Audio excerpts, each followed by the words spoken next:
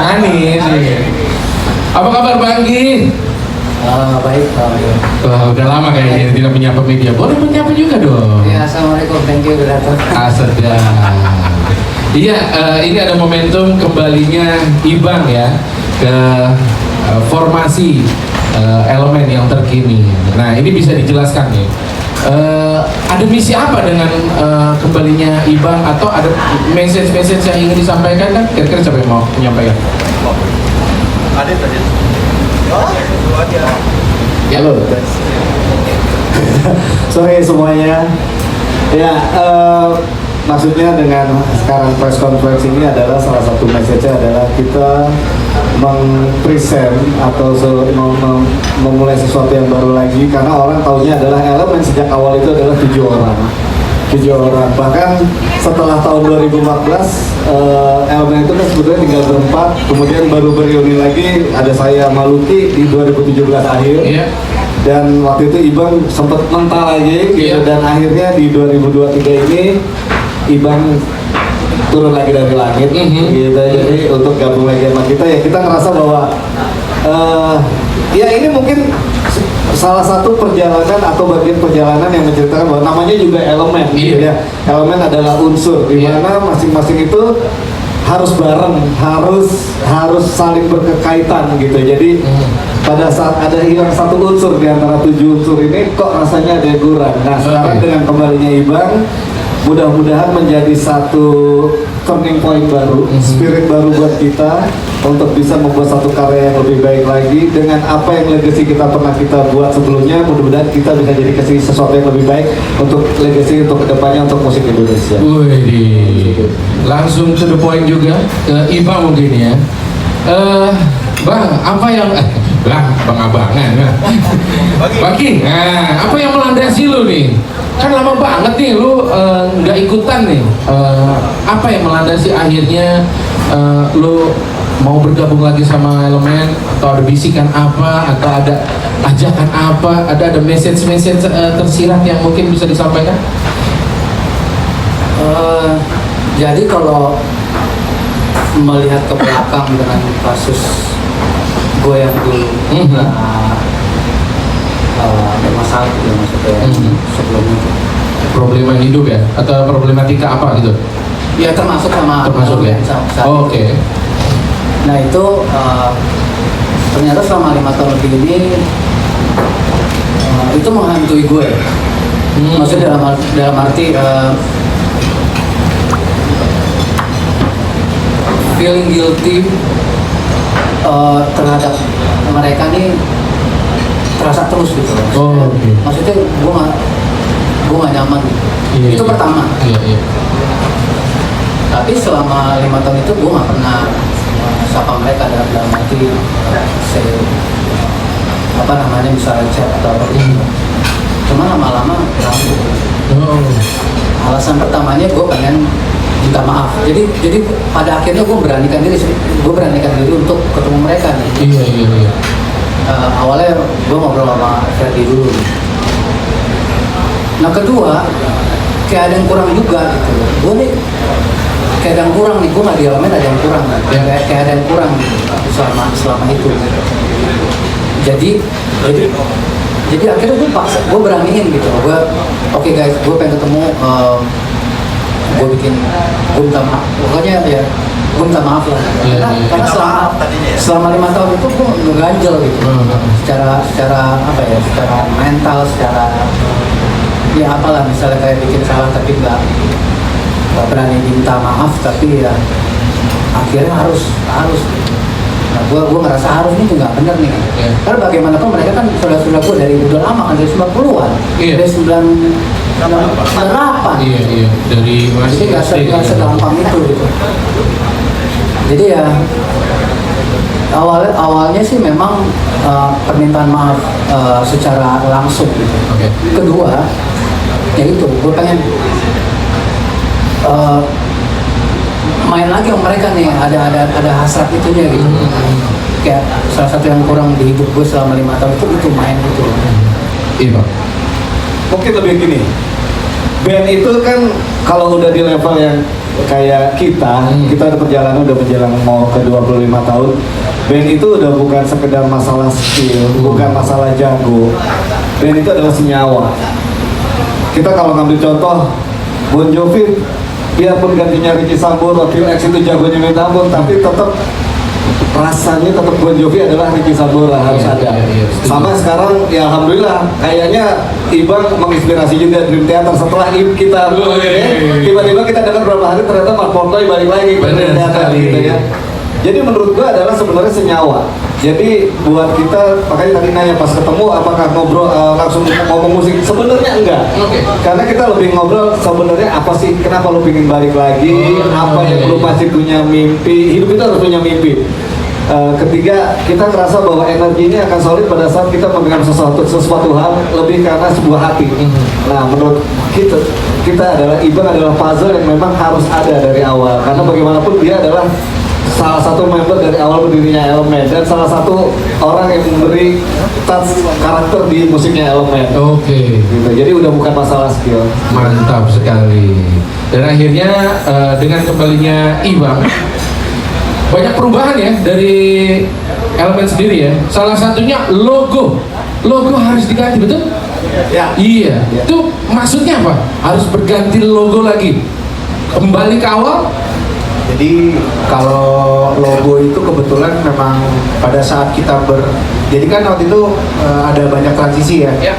Dengan logo yang masih lama dan masih agak lebar itu, yang kayak sekarang ini kita tambahin reunion waktu itu. Karena kan ada masuknya gue sama Adit. Jadi reunion. Setelah reuni itu berubah menjadi Elemen dengan prakarsa dari Ferdi, akhirnya berubah jadi Elemen, terus kita bikin album baru. Kita juga rubah logonya. Jadi memang logo Elemen yang baru itu khusus buat kita berenam waktu itu. Jadi kita bikin beda banget. Nah, yang bikin waktu itu tuh anaknya Ferdi tuh, Gada yang bikin kan. Jadi bener-bener berubah total. Kita rubah total. Nah, sekarang kepikirannya adalah apabila kita mau ada Ibang di sini, kita juga ingin agar Elemen ini memiliki energi yang dulu sama sekarang. Gitu. Jadi kita ambil ada logo yang lama, tapi kita agak rubah sedikit untuk biar lebih fresh aja. Jadi memang dengan font yang lama, tapi kita lebih beda sedikit. Gitu. Jadi kita anggap bahwa energi yang kita pakai itu energi bertujuh lagi, bukan yang berenam. Jadi kita rubah logo. Nah, logo itu bisa dilihat di mana tuh? Perubahan logo itu? Perubahan logo itu fontnya berubah segala macam. Ada di kaos ada. Oh, di kaos. Di kaos itu bisa dilihat. Teman-teman ada semua, nanti kan dapat kaosnya kan. Ini logonya nih pakai font yang lama. Jadi font ini nih sebenarnya dipakai Terus gimana? Font ini dipakai di album kita yang kedua. Pada saat Ferdi pertama masuk. Karena di album pertama lebih beda lagi. Dulu pertama albumnya ada pokoknya LMN-nya hitam, sama T-nya tuh abu-abu kalau ya. Terus kita diganti seperti ini dari album Persembahkan Nirwana, dan sekarang kita akan nextnya lagi untuk album selanjutnya kita akan pakai ini. Gitu. Berarti dengan menggelar kira konser ini mau ada gigs ya. Nah, itu plannya apa tuh? Kita ada road 25 tahun itu tanggal 3 Desember. Tanggal 3 Desember itu kita konser tunggal di GF Pulau Mas ya. Di GF Pulau Mas Jatinegara ya. Cakung. Di Cakung ya. Di daerah sana. Yang nanti akan kita bikinnya setelah acara itu ada gongnya lagi, kita bikin di Gedung Senian Jakarta. Itu 25 tahun Elemen. Bagian dari 25 tahun Elemen ya? Itu yang gongnya sebenarnya itu. Ini roadnya dulu. Yang tanggal 3 itu loh. Dan selain itu ada album baru karena energi ini muncul, dan album baru pun segera muncul juga. Betul? Insya Allah. Album kita belum bikin album sih. Jadi sebenarnya albumnya tuh kita ngambil dari Magnificent Seven. Tapi kita rilisnya single dulu. Nanti seperti biasa kita punya kebiasaan tuh sebenarnya rilis kalau jadi 10 album yuk gitu. Tapi namanya udah disiapin tuh. Namanya udah disiapin dari Ferdi juga tuh masalah tuh. Pokoknya semua dari saya. Dari dia semua. semua lah. Oh, makanya saya dari pikir kantor lah. sendiri itu dari kantor sendiri. Ada yang bisa di-spill dari lagu barunya? Ada teaser ada. Teaser. Bisa dikasih lihat? Apa di? 1 menit. Boleh. Minimal kan ada gambaran. Coba Boleh ya. di mana? Mana ya? Kita waktu kemarin Ibang datang itu dia minta maaf yang tadi Abid ceritakan. Mungkin kita nggak mau menceritakan proses itu. Tapi ternyata ada yang nonton itu.